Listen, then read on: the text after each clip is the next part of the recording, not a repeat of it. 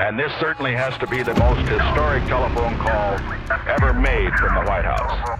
Challenger, only seconds after leaving the launch pad, according to NASA, has exploded. It just has the same seats that like a normal car has. It's just literally a normal car in space. And we're going back to the moon, back to the future, and this time back to stay. I should tell you that the first mission is scheduled to land on Mars on July the 4th, 1997. We will undertake extended human missions to the moon as early as 2015. We launched a new spacecraft as part of a re-energized space program that will send American astronauts to Mars. We will not only plant our flag and leave our footprint for an eventual mission to Mars. What you're seeing here is a mirage. It is Photoshop, but it's has to be. 5, 4, 3, 2, 1.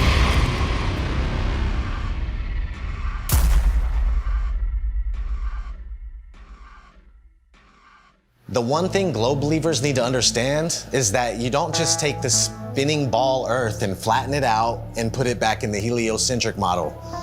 Like it's just the only misfit planet and it's flat and the rest of the planets are round. No flat earther has ever said that. No flat earther will ever say that because it's not what we believe. The Earth isn't a pancake floating in outer space, and you will never hear a flat earther say that. And if you would ever actually take the time to study it for yourself or hear a flat earther through, then you would find that it's much different and things would actually make more sense. They've got the narrative control to where anyone that goes to search for this, they're gonna see pancakes floating up in space, you know, and it turns people away. Or they see a snow globe out in the middle of space with water falling off the sides, and they're like, what is this? It turns them away. The mainstream agenda was to push their false narrative, all these hit pieces on flat Earth. 2016, 2017, that was pretty much the end of the YouTube era where we could actually find real evidence, real content. Any search engine, the algorithms are suited to their favor. You're gonna see all the hit pieces, you're gonna see all the stuff that's there to debunk flat Earth. So it's just, it's almost impossible to get the real information. YouTube played their part in it, and not just cherry picking which videos they wanted to show, but deciding whether or not they wanted you to subscribe to somebody. So on several occasions and with several different content creators, I'd press the subscribe button to then find out several days or several weeks later that I couldn't find that content creator, assuming they'd either been deleted or they'd been censored beyond belief.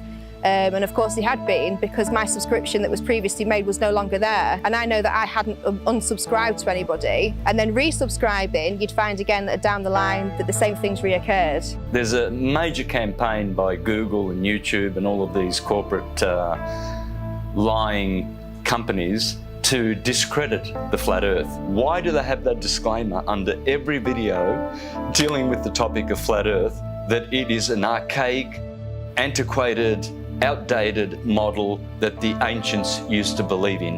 Of course, the ancients were stupid. They didn't know how to build Gothic cathedrals, and they didn't know how to build cities and pyramids. The problem is, people that think that flat Earth is stupid think flat Earth is stupid because they're thinking of a stupid flat Earth. And they ridicule and make fun of flat earthers. It's absolutely ridiculous. Since 2015, the content providers for Flat Earth have had a living hell. We have been ridiculed, we have been trolled, we have been censored beyond belief by YouTube. It's really difficult to get the truth out there. YouTube controls the algorithm. Who owns YouTube? Google. These are these big corporations that came in and said, the flat Earth is getting way too big. People are finding this out. We don't want them to find this out. This will just completely destroy our agenda that we've worked so hard for. We're losing it because of our own technology that we created. So they had to get involved. Withholding information and knowledge is a form of control. Now, for new people coming into the subject, if you research flat Earth, the Google analytic will give you government hate propaganda against the flat Earth truth. If you go to Google and try to find anything flat Earth related, then the first thing that's going to pop up is the Flat Earth Society. And that is something that has absolutely nothing to do with this movement.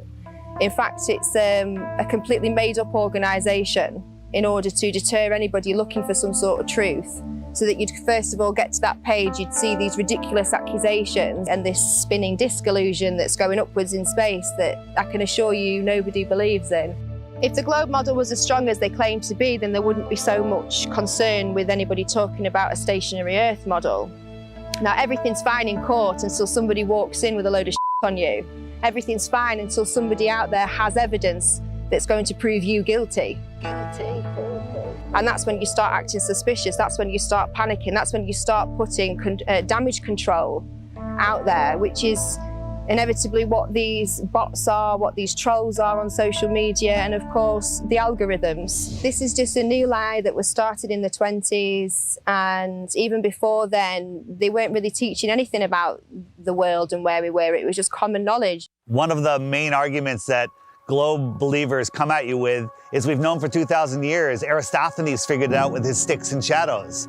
Well, Aristophanes may or may not have been a real mathematician. He figured out the shape of the earth. That would have made him the Michael Jordan of mathematicians, but nobody ever mentioned him in a book until the mid-1900s. What's crazy is I've talked to some elderly people and they've told me that back in their day when they were in school, they didn't even learn about people like Copernicus or Galileo. Everything's up for grabs at this point. People like Christopher Columbus and any other figure in history could be totally false or created just for some sort of agenda. This is everywhere. We found somebody in Croatia. They said they were teaching flat earth through the 1930s. Most people think that this flat earth versus globe earth has been going back and forth for thousands of years. No, it has not. This is a brand new deception. They come up with these stories, these fictional stories, fictional characters, to reinforce that we live on a ball. All of our globe provers, Galileo, Aristophanes, Copernicus, the pictures of them show that they're Masons, but I contend that we don't even know if they're real. All of our history is a lie. I've met people that said that they were taught flat earth in the early 1960s in school. They were taught flat earth and globe earth, and then it kind of just went away. I interviewed Ruth, a 102-year-old woman, back in February of 2020, and she was taught flat earth in public school in Connecticut. Tell me your name. Ruth Heath. Ruth, and how old are you today? 102. 102. So you were born in 1918. 1918. And we were just talking, and I asked you what shape the Earth is, and what did you say? What were you taught in school in elementary school? I was taught in school that the Earth was flat. Where did you go to school? Elementary school? I went to Sprudelin School in Hamden, Connecticut. So how does it make you feel to realize that you were right as a kid? It makes me feel better. It does make you feel better, right? Oh, it makes me feel alive. Oh my God, that is so true. My whole life, I believe, what I was taught. That's and then right. when I discovered the flat earth. You feel better about it. Because we are the center of creation. That's right. We are important. That's right. We are here. We are God's children. And when all the problems that are happening in this world today. I'll give you some good news. A lot of the problems that they report on the news aren't even real. That's right. That's right. They're just keeping us in fear. Keeping up. That's right. That's right. That's right. I understand that. I understand. They just say what they want people to know. That we never went to the moon? That was all fake? Is that right? That's correct. I saw that all happening. Yeah, so did I, and we all believed it, but that was just to reinforce that people to believe they can live on a ball, they could walk on a ball. It's such a lie. It's such a lie, but knowing the lie is like going to a magic show. I woke up. Yes. That's what we call it. We call it red. This is your moment of waking up. It's when you go to see a magician and you know how the tricks are done, and the magic no longer works on you, and you're free from the illusion. So knowing this is going to free your heart. Cry. Yeah, it's okay. It makes me cry. Happiness. Yes. Tears of joy. Yes.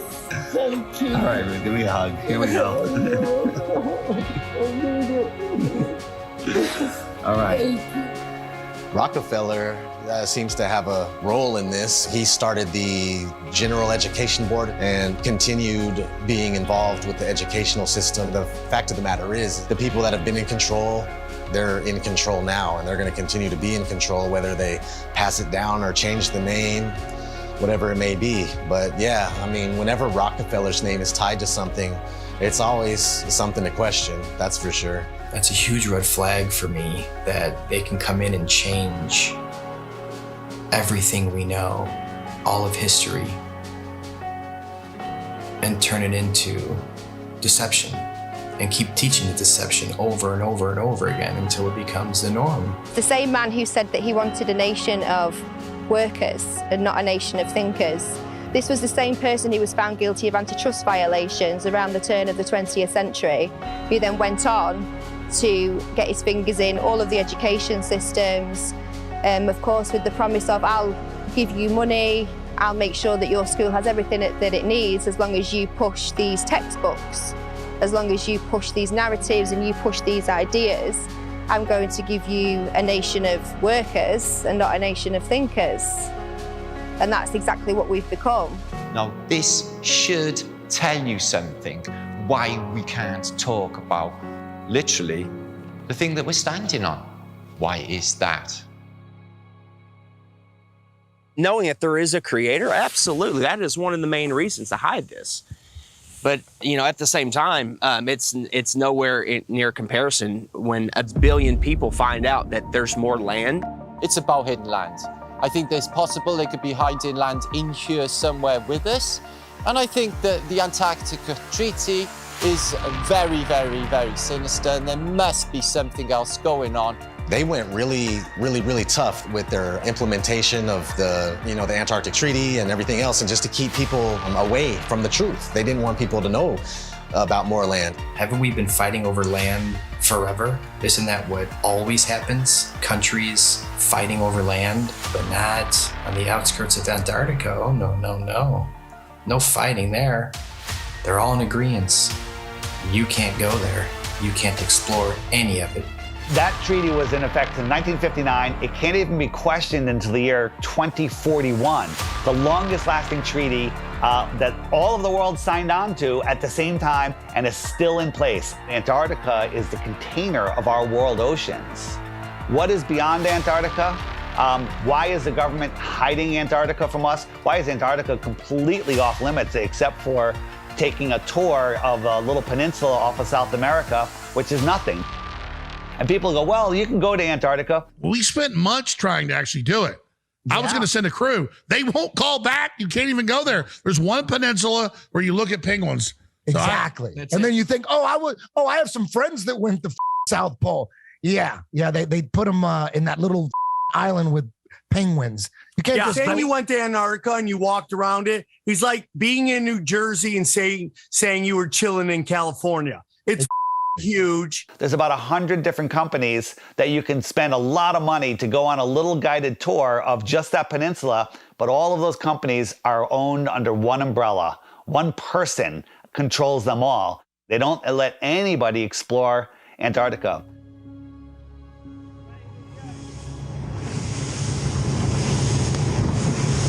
Will be a international headline in about 5 minutes. Australian Navy ship shoots it. Facing our way. Bad boys, yield. Is it? The turret is turning our way. The turret's turning at us. Boy, we should hide Adrian in case they think we're trying to.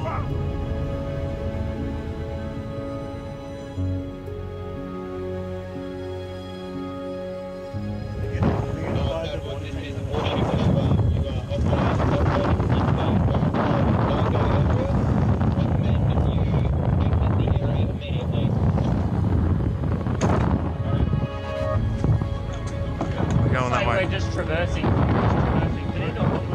there a helicopter coming at us now? Are we late? I don't know where. Just travel, just go. Just go. You sent out the chopper. That's a drone. Is it? That's unreal.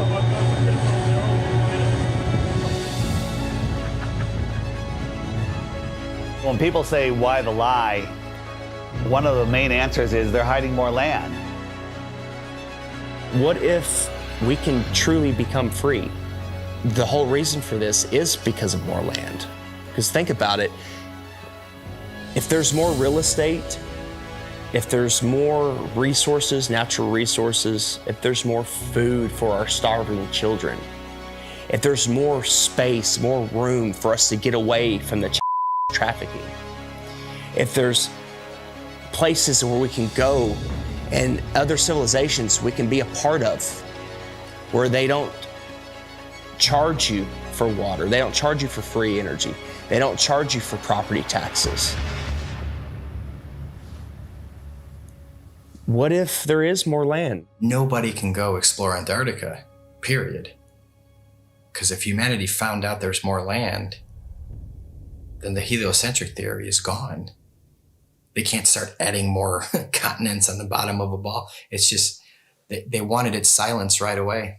There is evidence out there through old maps, namely the 1,000-year-old Japanese Kawabashi map, which shows continents and lands outwardly of what they call the ice shelf or the ice wall. So why are they teaching the globe model? Well, you see, the globe is a container, and it's a container of all the known land.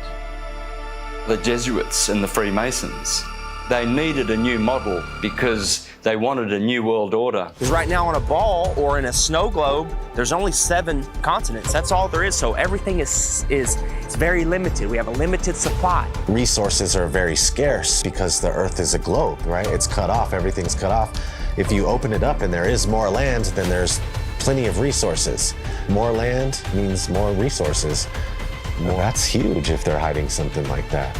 There's a scene in The Truman Show where Truman is like, I want to be an explorer when I get older. I like to be an explorer, like the Great Magellan. Oh, well, you're too late. There's really nothing left to explore. Imagine if there's like all these beautiful places to explore still, and finding out that there's all this land, it just opens up the door for discovery again. Have you ever heard of the eyewitness testimony written in the books, The Iron Republic, The Smoky God, Worlds Beyond the Poles? In the late 1800s, there was a series of articles written in Florida Magazine about a politician that was tired of what was going on here, got a big ship and a crew, was exploring Antarctica, and he found a passageway through, and he popped out into the ocean, was lost for about a month. Finally, they found land with a city, and they pulled up, and it was a very advanced, quite different civilization, and very friendly, and they stayed there, and he writes about all the experiences he had there. In the late 1800s, they were talking about more land beyond Antarctica. Remember, the word extraterrestrial means extra land. They're telling you that there's more land in here that they don't talk about. There could be more land in some of the oceans where it's just all blue on the map. Nobody knows. You're not cruising around on big ships or flying over it on planes and looking, you know, nobody's out there charting anything. Have you heard of such a thing as no-fly zones? For instance, you can't fly in certain areas near the Arctic Circle or the Antarctic Circle. The reasons being is because there are lands there that we're not supposed to know about. They don't want those lands to be discovered. All these corrupt systems that are stealing money from us, kidnapping our children, just doing horrible things. They rely upon the cattle staying on the ranch, the slaves on the plantation. That's why Flat Earth is the most important knowledge we can obtain, is because there is more land. Don't look at us and say, go prove it. It won't allow us to go prove it. We're not the lazy ones here. We're being restricted from going to prove this to you. So because of that, of course we're going to speculate. It's a red flag. If that's not a red flag to you, I don't know what is. They won't allow us to go. Allow us to go. If we go and there's nothing there, I'll admit I'm wrong. But all signs point to that they're hiding more land. You have to have permission to do everything. You have to have permission to marry the love of your life. You have to have permission to travel down the road. When we have the inalienable right to travel from point A to point B, you people think you're free? You're not free. You're free-range chickens. That's what you are. You're free-range chickens held in an area. You're not allowed to go past it. If not, you go to jail or you get shot. Stay on the plantation, do what you're supposed to do, pay your taxes, and shut up. Right? Well, if there is more land, and I sincerely believe that there is, then that's the perfect reason to lie to everybody. And it's not just about hiding a place for more resources and where else we can go and dig for gas and gold. It's not about that. They're hiding freedom. They know that as soon as we all find out that there's another place to go without dictatorship, that we'd be gone. There's endless amounts of everything, and there's so much more land out there, and there's many places to explore, and they just want to keep us here in the middle of the pond, stuck here thinking that this is all there is. What happens to the price of gold and all natural resources if there's more land? Gold can't go to $1 an ounce. Gasoline can't go to 20 cents a gallon. We can all have, thousands of acres of land to ourselves. The whole system crumbles. The entire system crumbles, period. On the other hand, we have the North, which is also off limits. I went on my first official trip. I was going with my father and my grandpa Sinclair up to the North Pole. It was a very glamorous destination. I figured I was finally going to be let into the reason for the existence of this high security Arctic base. That was exactly right. We drove slowly through and past the buildings on a special top secret mission. And that's when I understood just how powerful and wonderful my father was. The North Pole is a biggie. It's always been in my mind.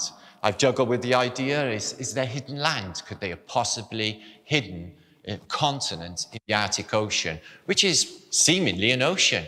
They could hide land there. Many, many old maps will show you the Hyperborean, 4 continents, and in the center, Axis Mundi. And I think that is what's there. I think there is Mount Meru. And I think that gives off an acoustic device. There's definitely something special going on up there, and if you just think about that long enough, why do compasses point north? I mean, that's really wild in itself. What if we all took our compasses out and just followed them until it stops? A compass will always point north, towards the magnetic north. There's some kind of force or some type of energy, frequency, vibration that's pulling that needle to the north. It's crazy to think that all compasses are pointing north to the North Pole. No compass points south. There is no South Pole. There's no compass that's going to go south. And no, it's come to the north. There's something there. I think we could all agree there's something there. And it's crazy that they cover it up. They've covered it up for so long. There's ancient civilizations, the Nordics, there's people have talked about, the Rupert Nigra, the Mount Meru, the giant magnetic mountain at the center. An entire magnetic mass or a mountain that is strong enough to make everybody's compass point north. When I was a kid in school, they showed us a National Geographic video of the guys that were getting to the North Pole, and they just basically made it look so horrible and miserable and dark and cold that no kid ever in his life would go, hey, I want to go to the North Pole. So if you watch any documentary about the North Pole or anybody venturing to the North Pole, all you're gonna find is some dude mobbing on an ice sheet, and he's got a little device in his hand. He's like, 3, 2, 1, North Pole. And that's not the North Pole, man. That's I just don't know what this is. It's a map. My father showed me a map like this once. Inside the circle is your world and my world. Many others. No one knows how many. The Dark Tower stands at the center of all things. And it stood there from the beginning of time. And it sends out powerful energy.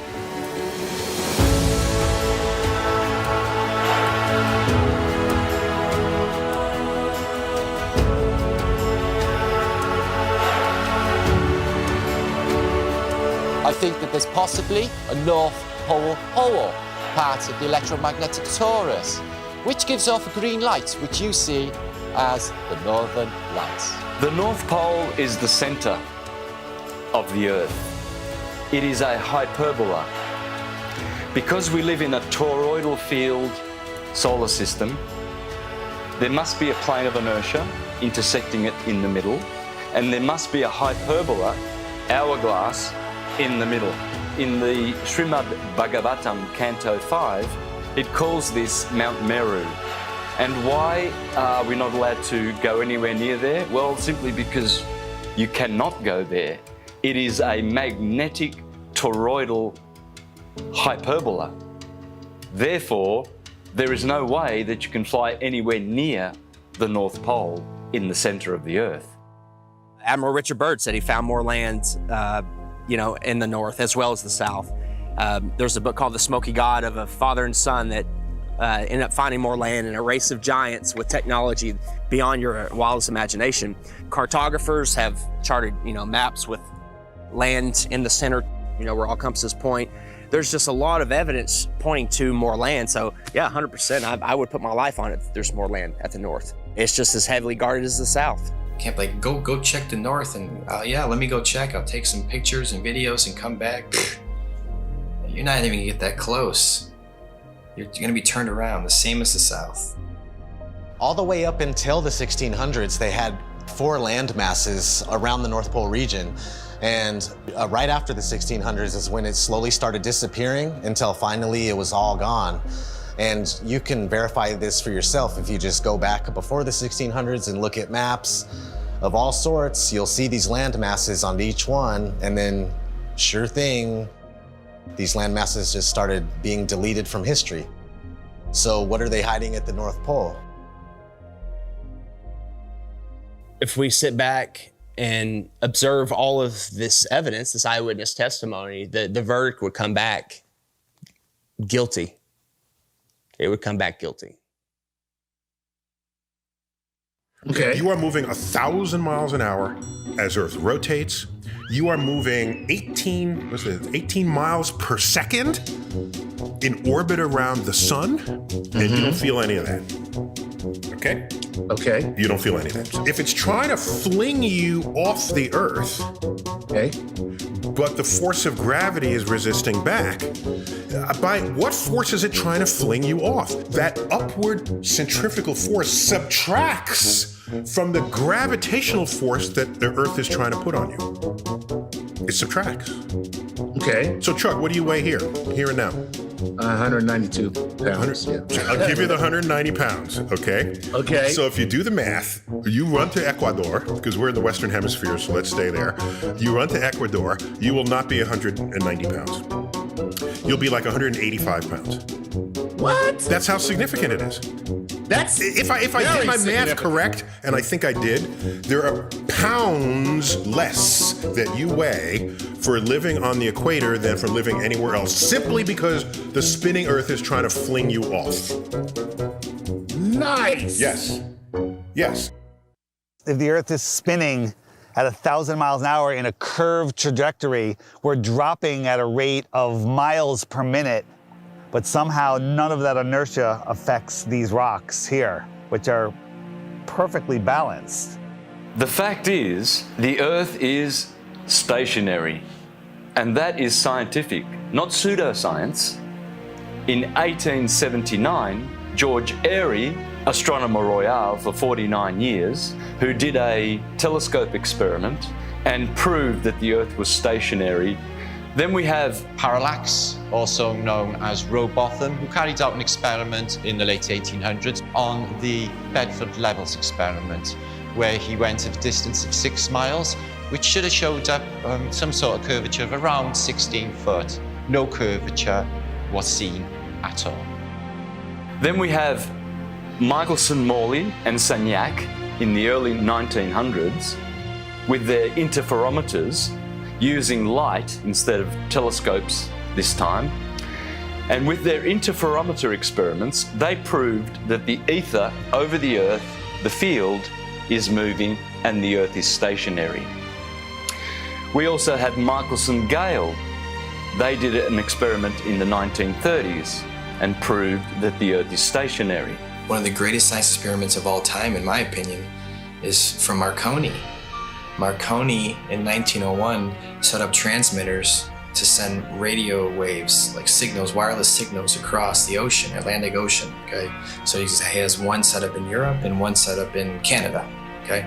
And they're sending signals, I think the letter S was the first one, boom, whew, and it worked. Almost 2,000 miles across the ocean, they got the signal. There's no curvature. You're talking about 600 miles of curvature between the 2 points.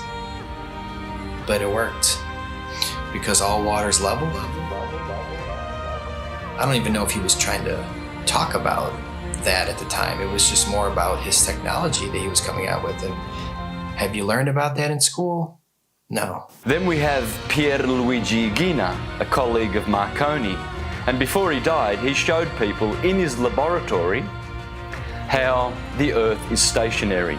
You can go to my channel, Mr. Astrotheology, and you can see videos of Mr. Pierluigi Ghina proving in his laboratory with strobe lights how you can prove quite easily that the Earth is stationary. Every scientific experiment throughout time looking for axial rotation or curvature has proven the opposite. They don't teach this in schools. Any observation, when you go outside on a calm morning, you can see a perfectly glass lake. And your senses will tell you that, nothing is moving. We, stationary Earthers, we have science, real science, on our side, and the Globies have pseudoscience. In fact, all they have is Einstein saying, "I have come to believe that no optical experiment can prove that the Earth is moving." And yet, the Earth is moving. Science! Yeah, Albert Einstein. I always recommend people go watch Albert Einstein in his interviews. He's reading cue cards. He's reading notes that someone handed him, kind of like people on TV nowadays. There is no optical experiment ever been conducted that can prove that the Earth is moving. The Earth is spinning at 1,040 miles an hour. You can't feel it. You can't measure it. You can't observe it. You can't repeat it. But trust us, there's not one experiment that shows the Earth is spinning or moving whatsoever. There is, however, an experiment that was proven in Behind the Curve.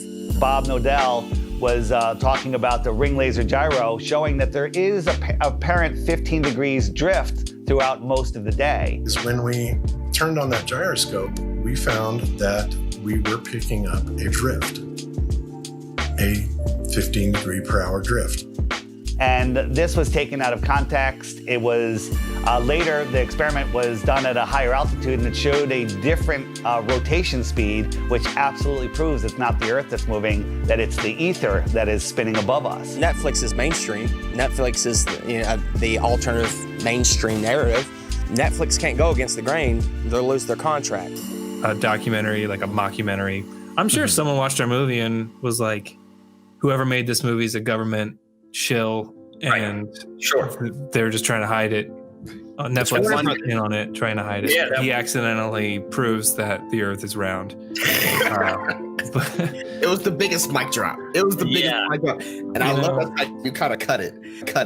The thing is, we have technology that is outrunning their lies. Now we have time lapse. Ooh, imagine that. We have time lapse where we can point at the sky, and year after year, day after day, hour after hour, the sky's spinning.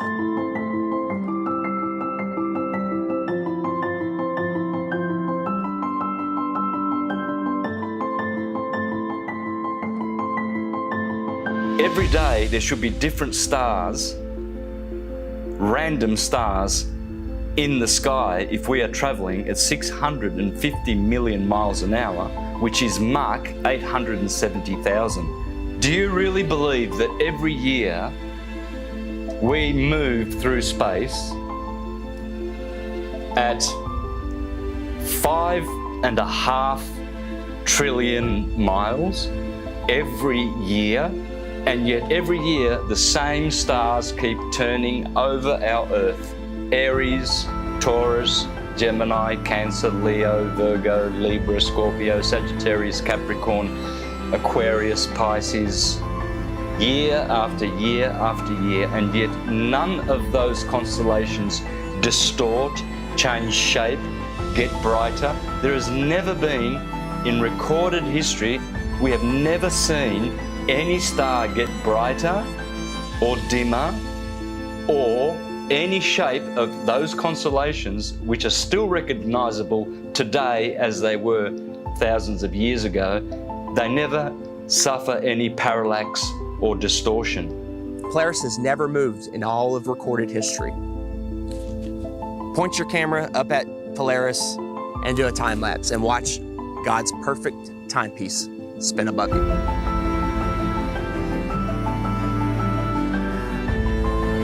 And we move 5,694,000,000 miles through space every year. Congratulations to you if you believe that. It's called education, indoctrination, and dumbing down.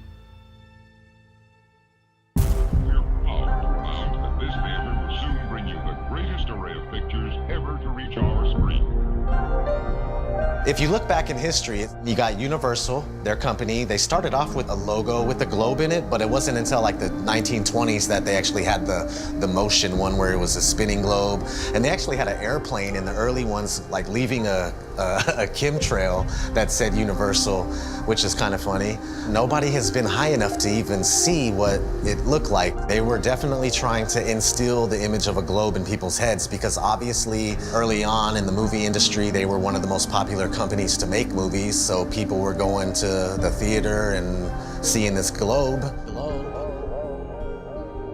So they're showing you a globe before every single movie to program your mind. They were showing this globe before they even went up there to see what it was. I think the first man ever to go up and check is Picard going up there. I mean, that's a story we're not taught in school. From the practical point of view, Professor Picard's experiment is of the highest possible importance.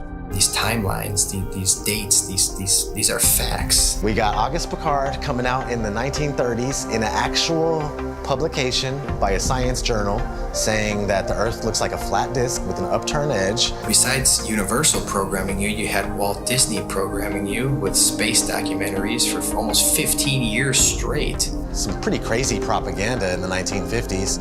There was one called Man in Space. He's talking about taking men to the moon in a rocket. And then if we cruise on, we got Richard E. Byrd. He goes on Longines chronoscope and he's sitting down and he's telling people. Strangely enough, there's left in the world today an area as big as the United States that's never been seen by a human being. Shortly after Richard E. Byrd did that interview, they put the Antarctic Treaty in place. And then 1 year later, NASA is established. Almost 0 hour at Cape Canaveral, and enlarged 16mm pictures show a monkey specially trained and conditioned for voyaging in space. 2 monkeys had been selected for the job. They called them Abel and Baker, A and B, of course. In fact, the monkeys came down safely near Antigua. Reported none the worse, after blazing the trail for human space travel. They come in and they're the gatekeepers for your mind. Like, they're making sure that people think that they live on a spinning ball, and that's their sole purpose, that it has always been their sole purpose.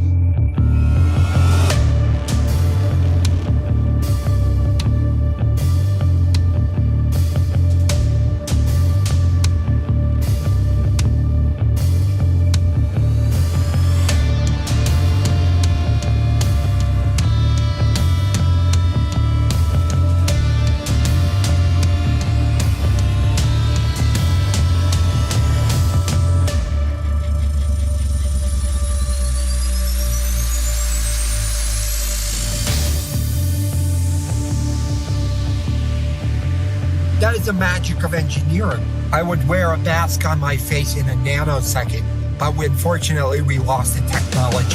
It can take days, even weeks, to produce just a single image. The dazzling final results, enough to keep us all dreaming.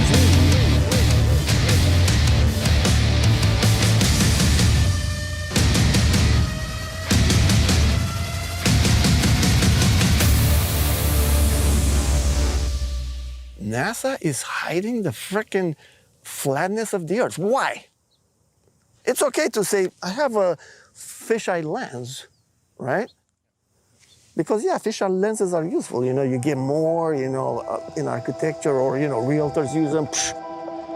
But when you're doing it too much and you're not really coming out and saying why, questions build up.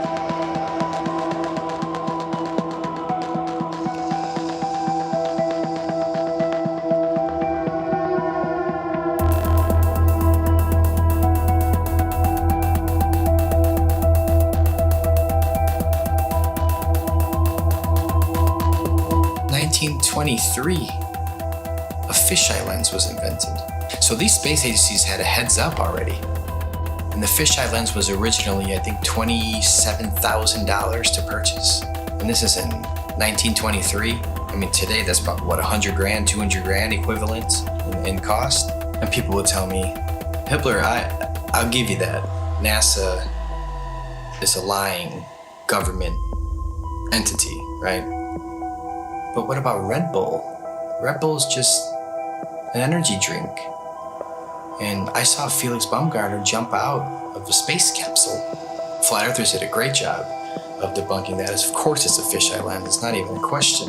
What most people don't know is that Neil deGrasse Tyson, the science priest of modern day, that everybody loves and they listen to him. Oh, he's so smart.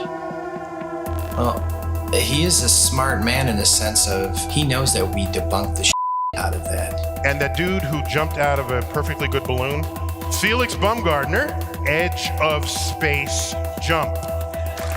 Now, I don't. It's he wants to. I don't have a problem if he does it, but the honesty of it would greatly diminish what I think people thought he was actually doing. And not only that, they made sure to photograph him standing there with a really wide-angle lens, which curves horizontal lines. So in the photo, you see this curvature of Earth's surface, and he's like, wow, he's in space, look at that. No, he's not. At that height, you don't see the curvature of the Earth. You just don't. That stuff is flat.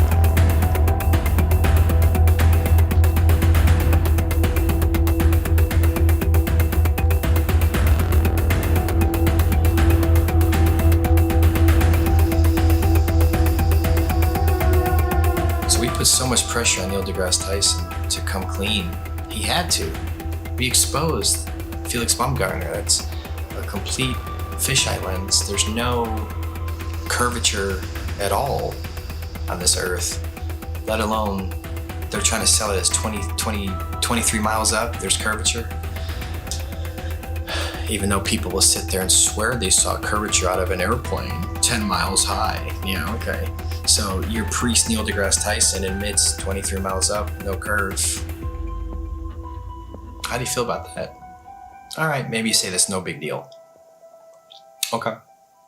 Even though Felix Baumgartner himself said he could see the curvature of the Earth. It's almost overwhelming. When you're standing there in a pressure suit, the only thing that you hear is yourself breathing.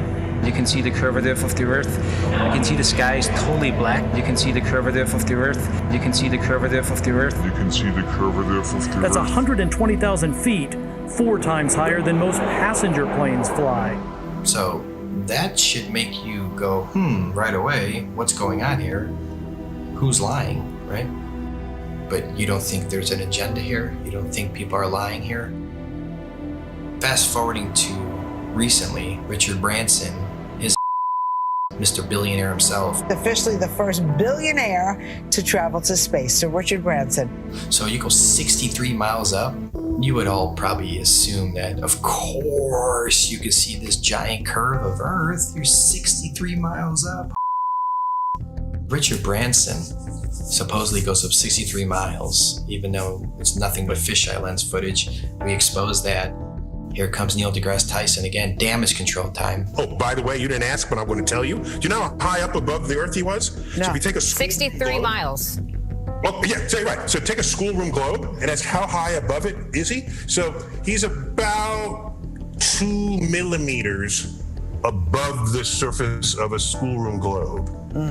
So nobody has seen the curvature of the Earth from that height. I just want to make that clear. You can't see the curve out of an airplane, right? 10 miles. You agree? I hope you agree so far. Okay. So 10 miles up, no curve. Red Bull, 23 miles up, no curve. Branson, 63 miles up, no curve. So where is this curve at that you swear by? Because if you live on a ball, I don't care how big the ball is, it could be 4 times the size of what they told us, you would still see a physical curve at some point. That's what the horizon's supposed to be. That's how the sun is going. I mean, there's a curve of the Earth. All these theories involved with the curve of the Earth get thrown out the window. That's what happens with a new company.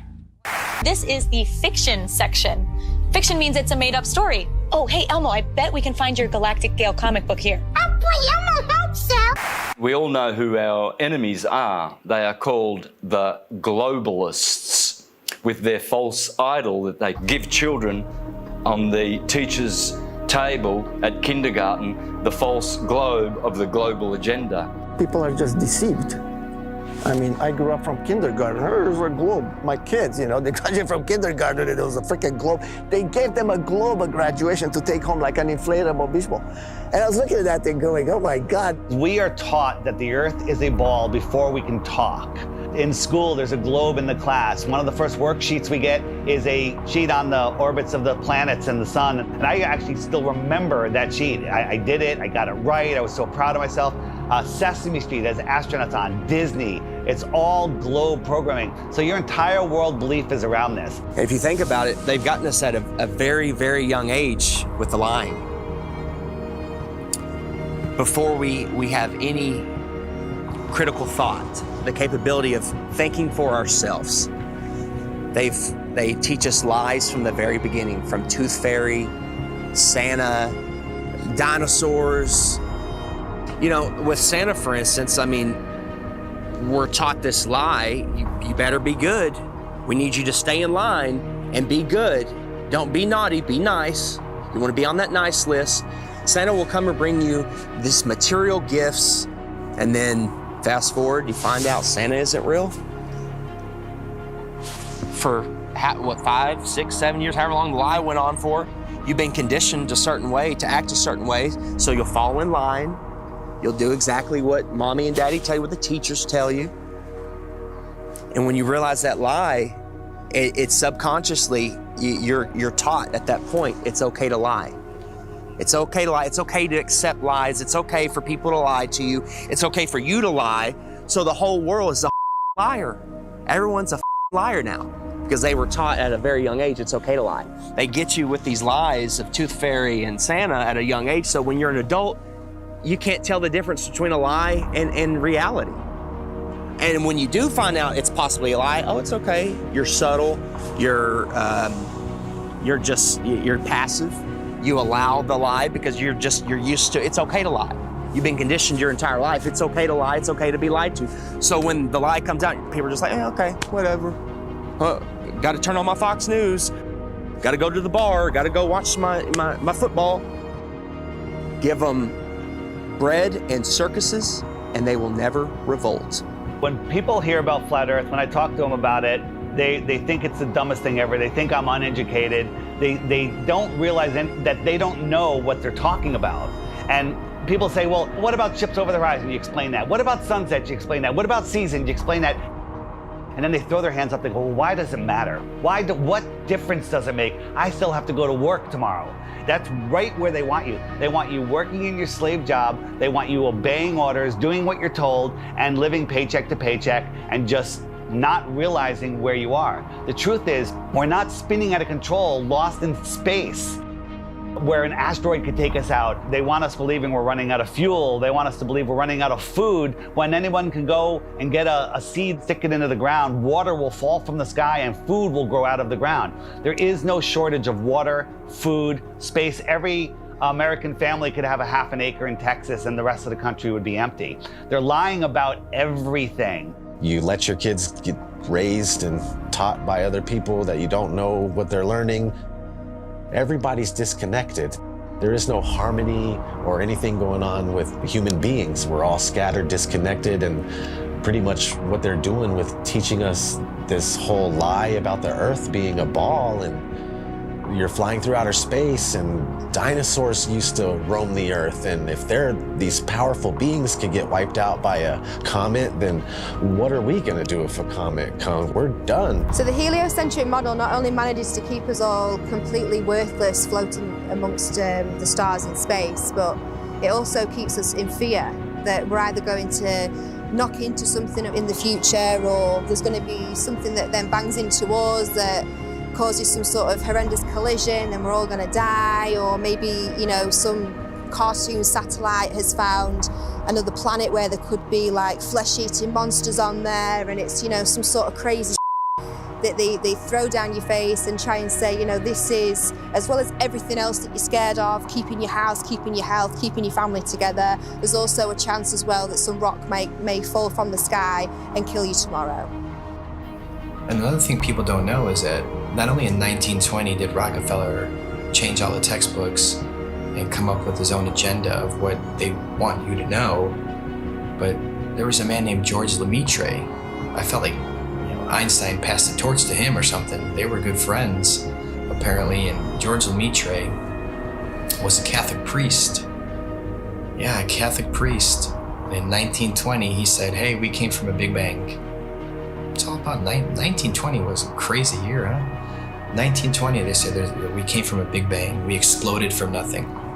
Well, how do you prove that? Well, no, you can't, but that's what was stated. So here's this Catholic priest where, in my opinion, they knew that even though non-religious people knew the earth was flat and stationary, they were trying to group, just call flat earthers at that time. They're flat earthers, they're all religious people. So let's bring forward a Catholic priest. Look, he's not a scientist.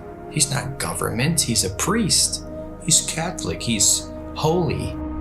This is brand new. This isn't thousands of years old. This isn't the Big Bang's been around for thousands of years. Heliocentrism has been around for thousands of years. No, they create fictional characters, Galileo, Copernicus. They create characters to support the New World Order, their agenda. The way they change the entire school system and structure of what we know and all the information and knowledge that we obtain. If it's false, then yeah, they got their goal. A nation of workers, not thinkers. No one thinks. What's the circumference of the globe? I have no idea. How fast is it spinning at the equator? Don't know. How fast is it orbiting the sun? Cody? You have glasses on. You should know this. How fast is the sun moving?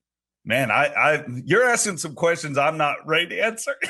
But see, this is the point. You guys laugh at flat Earth, but one, you don't know what flat Earth is, and worse is you don't even know what your own solar system is.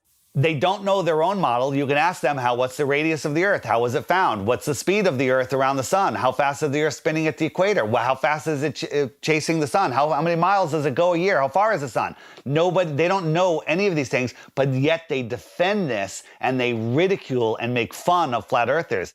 All the things that I was patronizing and condescending and going, oh, sloughing off, that's not worthy of me. They rose up to eye level. And I remember saying, boy, the world is flat. I'm looking it in the eye. I see further, I see wider, I see clearer. I settled on near infrared, like some of these cameras can be converted to near infrared, you know? So then I started taking photos, and since I was doing a lot of flying, I started going up And boom, I was actually amazed to see the incredible flatness that you get from high altitude. Everywhere I looked, there was like clues that the Earth is flat. And I was like, this is blowing my mind. Everywhere I looked, the Earth is flat. And NASA is lying about the curvature. So I said, something is eerily wrong over here, man. When I saw across the Gulf, right off the coast of Texas there in Louisiana, I was flying to Orlando, and I saw all the way out in the distance, and you could even see the rays of light at a different angle. That tripped me out. But if you really go up high, then you realize, oh my God, the Earth is extremely flat. This would be impossible on a globe. There is no 8 inches per mile square. The equation for curvature of 8 inches per mile squared has been debunked over and over again. The flat earthers with their P900s and their P1000 cameras are constantly seeing things way off beyond the supposed curvature of Earth. In fact, many tests have been done with lasers, cameras, filming mountain ranges 300, 400, 500, 600, 700 miles into the horizon, which are visible and shouldn't be visible if we were living on a globe. This is how much distance he covered with his camera, and he could see from here the Rocky Mountains. There you go.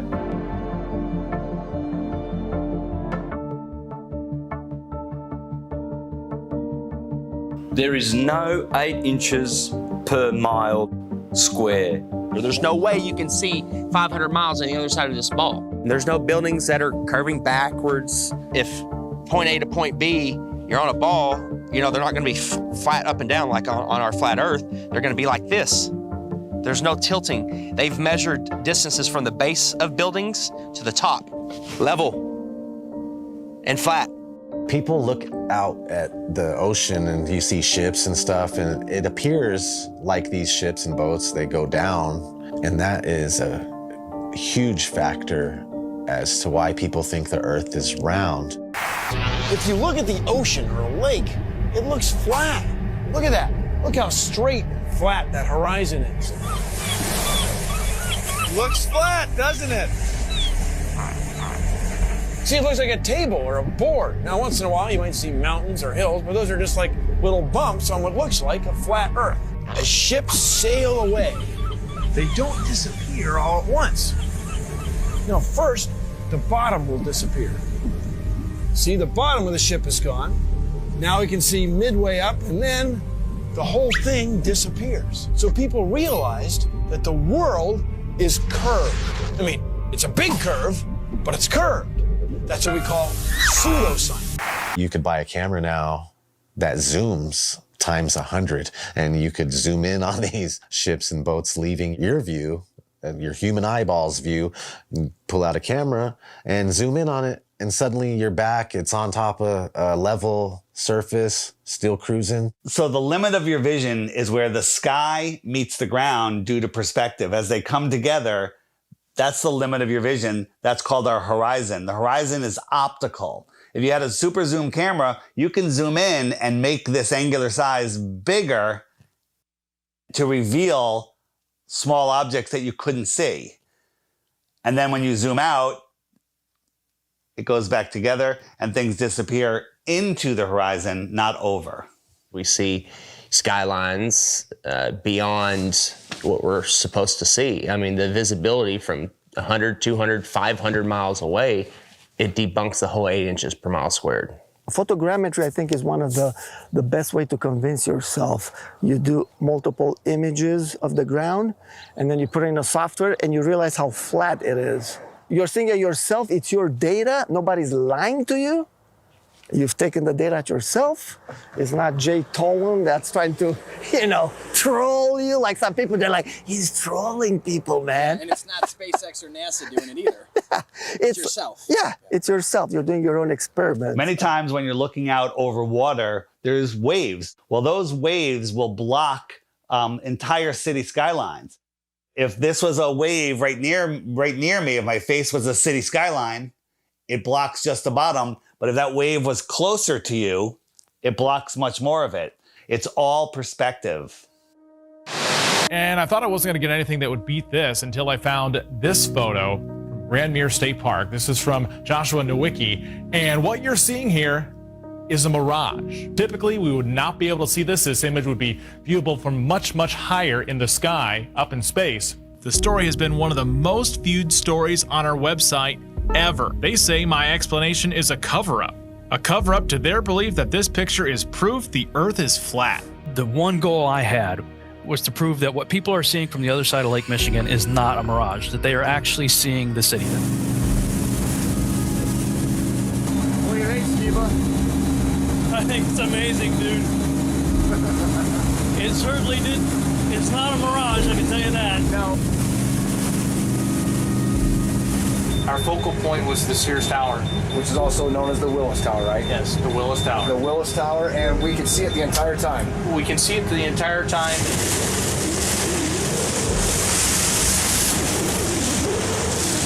That's not a mirage. That's not a mirage, whatever you're looking at. You see it? Yeah. That's that. It's the operation it's talking about because of the air. It's not a mirage. That's the proof right here. That's the proof. I was shocked to find out that there are a number of people that believe the Earth is still flat, and that to them, this is actually proof that the Earth is flat.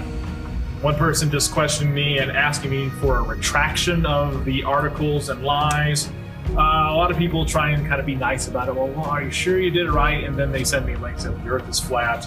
And some are just pretty straightforward about it, and they title replies calling me a deceiver, and that I should check my degree or quit telling lies on television. It got me questioning a lot of things. Were my calculations right? No. You can obviously see Chicago from that far away. It really is the Chicago skyline. We can see things farther and farther away than that and prove it. You can prove it yourself. You can go there on a clear day and see the same thing. You can go do the same tests and prove it to yourself. That's the best way to do it, right? Prove it to yourself. That you're not taking anyone's word for it. It's you're doing your own experiment. It's not a mirage. It's not an illusion. It's Chicago from 60 plus miles away. I mean, we could barely see the street sign a few blocks ahead of us on a foggy day. I mean, they're spraying our skies with shit all the time. You can open your weather app right now and it'll tell you the visibility. But that's how far they're telling you can see through the weather patterns. There's so many different factors of why we can't see that far. We're not superheroes. I mean, take any flat and level road around your house safely. Test it out, make sure it's level. But you take your camcorder and you bring it all the way down to the ground and you zoom in and you see all this distortion and it kind of vaporizes and globe heads want to act like this bridge is bending around a curve and there's the curve. It's like, no, it's an optical illusion. That's all it is. This has been replicated many, many times. There is no curvature. Stop fooling yourselves. That even something like the sun, when it goes across this huge plane, it sets and it disappears due to perspective. So you're seeing it come and go on such a vast plane. It's so huge that the sun could come through and go so far away that it just goes out of your view and behind so many false horizons, i.e. mountains, trees, forests, city buildings, just really tall things. Keep in mind, the sun is much smaller and close.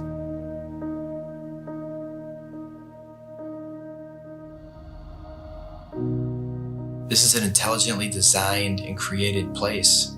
As someone who stars are rotating around, knowing that we can only see a certain amount of light, I think like 1%, there's only so much light our eyes can actually see. Unless you're on like DMT, I'm sure you can see way more lights. But naturally, we can't see that many lights in the sky.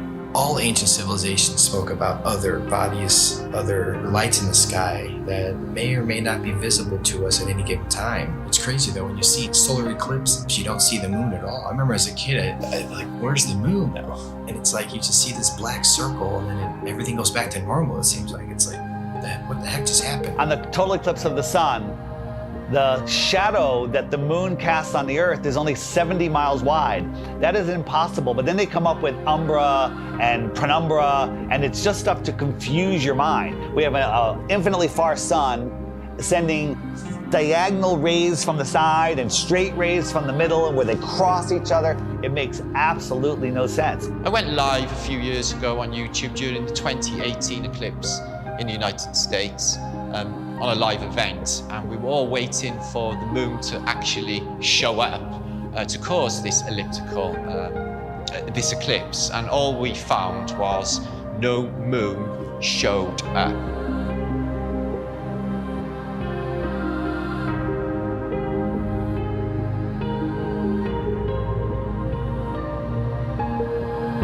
So that blew my mind, to think that there was actually no moon visible, yet this effect of the sun literally being covered by an object I had witnessed. Why can't we see the moon approach the sun, eclipse the sun, or exit the sun? And we don't. We just see a black circle eclipsing the sun. We never see it next to the sun. Now people say, well, it's because the sun is so bright.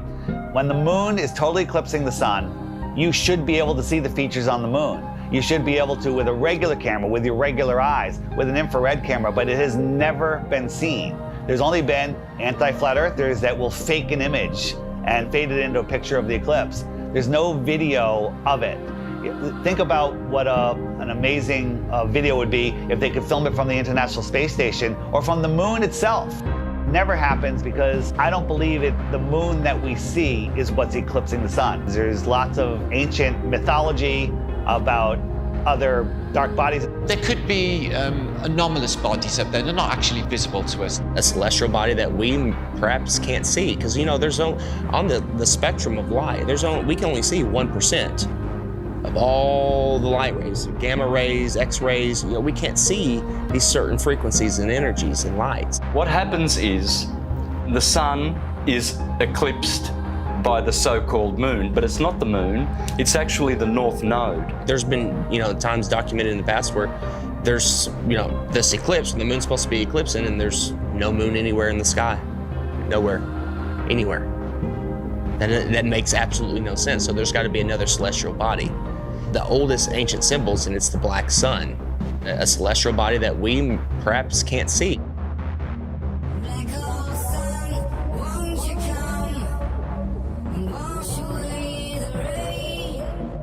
A lot of ancient civilizations always spoke about a black sun. It's like, why are they talking about a black sun for hundreds, if not thousands of years? And that information now is turned into, oh, the black sun is an evil thing. It's like, well, yeah, of course, that's what they're selling it. They're selling it to you as an evil thing to stay away from it. They already don't want you to like the real sun in the sky. They push it so far away. They want you to not care about it. There's a reason it's close to you. There's a reason it's here for us. There might be more suns and moons on the outskirts of Antarctica, on the outer lands. There might be more suns and moons. There might be more suns and moons in our world here, but we just can't see it. And you talk about the seasons itself. Seasons prove the Earth is a stationary plane with a local sun. When the sun is circling over the Earth over here in the Tropic of Cancer, these people here, they have summer. But 6 months later, the sun is over here. It's going around over here. So Australia down here, and South Africa, and South America, now they have summer because the sun is local. It's not 93 million miles away. And the sun and the moon revolving and springing into the center seasonally and then springing back out again. This makes perfect sense than a spinning ball hanging on an invisible skyhook at a degree of 6.66 of a supposed axis, which tilts the Earth. People need to stop defending a theory that they were taught in kindergarten. So at sunrise, every sunrise should be arctically cold, because that is the most severe tilt possible. And to make it worse, in the northern hemisphere, in the heliononsensical model, the sun is 3.5 million miles farther away in our summer.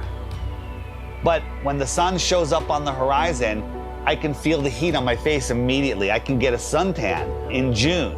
But in December, at solar noon, when the sun is at its highest point in the sky, I can look up at the sun and barely feel the heat on my face. And also, it's 3.5 million miles closer. The whole tilt thing doesn't make any sense. And when the sun is on this side, it only illuminates this part of the Earth because it's local. And this part is dark, that will be night. So it's quite easy to understand day and night and the seasons and explain them on the flat Earth than it is with the globe model. The sun, moon, and stars are rotating around our heads like a perfect clock, and it goes out of your view as taking the light with it. This is an intelligently designed and created place. The sun does move about 15 degrees per hour through the sky, but when it gets close to the horizon, it kind of stops and it stays there and it moves at a different speed. I filmed this several times with my drone. No humidity and not over water. And it'll just stop and sit there, and then it kind of just fades away as it goes into the distance. But at the same time, because of perspective, I have friends that were down at the beach that saw the sun set 10 minutes earlier from the bottom up. And that's simply because they're looking across a span of water that has a hill with trees, a tree line on it, which is hundreds of feet over their heads. But from their point of view, it's at eye level. And as the sun moves away, it just gets eclipsed by the tree line, which they think is eye level, but it's high up in the sky. Water. It's always flat, always level. So starting at the northernmost point, as far as I can get, of Lake Michigan, and then traveling south, you can see that red line here, that the body of Lake Michigan is 574 feet above sea level, and it's level. There's no change in elevation, there's no curve. This cross-section shows what an undisturbed body of water looks like, and that's level. We know that to be true. There's three properties of liquids. They have mass, they take up space, and they always take the shape of their container. The physics of water is to find and maintain level. So if it's in a cup, to this lake behind me, to the seas, to the oceans, that's why I call it sea level, because it's flat and level. No matter who tries to sell you the idea that water's curving over a ball, it's just not happening. That's the number one proof right there, just water alone. Water alone proves that the Earth is flat, because water always finds and maintains level, period. Water does not curve. In its temporary state, it's finding its level. Once it hits the ground and finds its level, it remains level.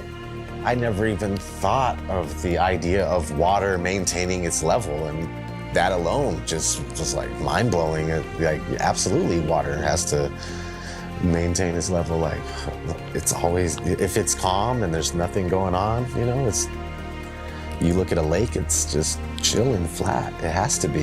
It can't curve. There's nothing you can say or do to ever show water bending or curving. Water needs to be contained.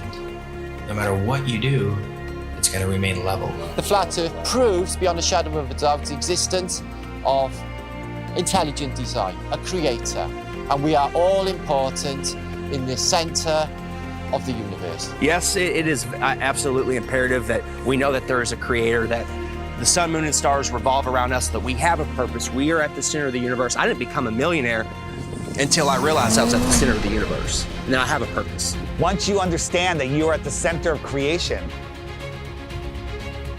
everything changes. And basically, we're unplugging from the matrix. We're unplugging from the heliocentric system. And when you do that, the rulers of this world, you unplug from them. You stop feeding them what they need. They want your fear energy. They want your labor. They want everything from you. And people unknowingly just keep giving it to them. I don't want my children to be lied to, and I don't want my grandchildren to be lied to either. So if this is going to stop, it starts with you and I. You know, they inherit all this stuff. You go to school and they teach you. When I was in grad school, man, I was shocked that most of my classmates were not really interested in learning. They were interested in passing a class. On the one side, tens and tens of scientists proven that the Earth is stationary, and we have nothing on the globe's side, so the Earth is stationary. No one thinks how easy it is to do this, and they pulled it off, unfortunately. But we're here now to completely reverse this, and people hate on us from the left and from the right. Everyone hates on us. Like, shut up with your flat earth stuff. It's not important. It's the most important thing. It opens the door for everything else. You want to know the truth? You have to know where you live.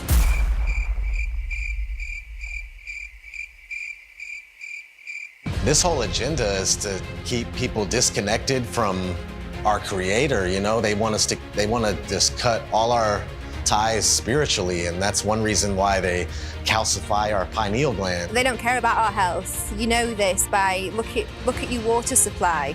Even the water that you'll drink yourself when you go and buy bottles of it, it's got chlorine in it, it's got fluoride in it. These are all chemical waste products that they then rebrand and put in our drinks and tell you, oh, well, it cleans it.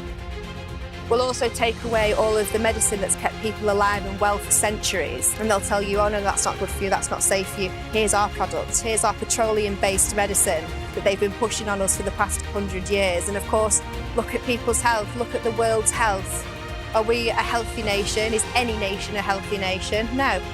And who's in charge of healthcare? The governments, the corporations. So it seems like everything that they touch turns to shit. So why do we allow them to touch everything? Stop defending Rockefeller, Rothschilds, all these goons, these people that want the New World Order, the modern day people, Bill Gates, Schwab, all these people that they're pushing for it and they feel like it's almost there. And we're sitting here fighting it. We're sitting here trying to wake the world up so we can have a peaceful and loving world again. And you're attacking us. Whose side are you on? We're trying to take these evil entities down that suppress our knowledge. We're trying to give knowledge back to the world so we can become powerful again. If there's more land, if 1 billion people found out tomorrow that they can all go to outer land space and visit other tribes and civilizations and explore technology and animals, the whole system would crumble. And I know there's a lot of people out there, celebrities, people with big shows, big names, with big followings that know the truth of this world, and you're keeping quiet just to protect your little empire. Well, now it's time to say something because the empire is falling. If we don't do something now, all of this is going away and they're taking over this world. So speak out. It just takes one celebrity, one person with a big following, and then it goes viral and then the entire system collapses. All of this world control is based on the heliocentric lie.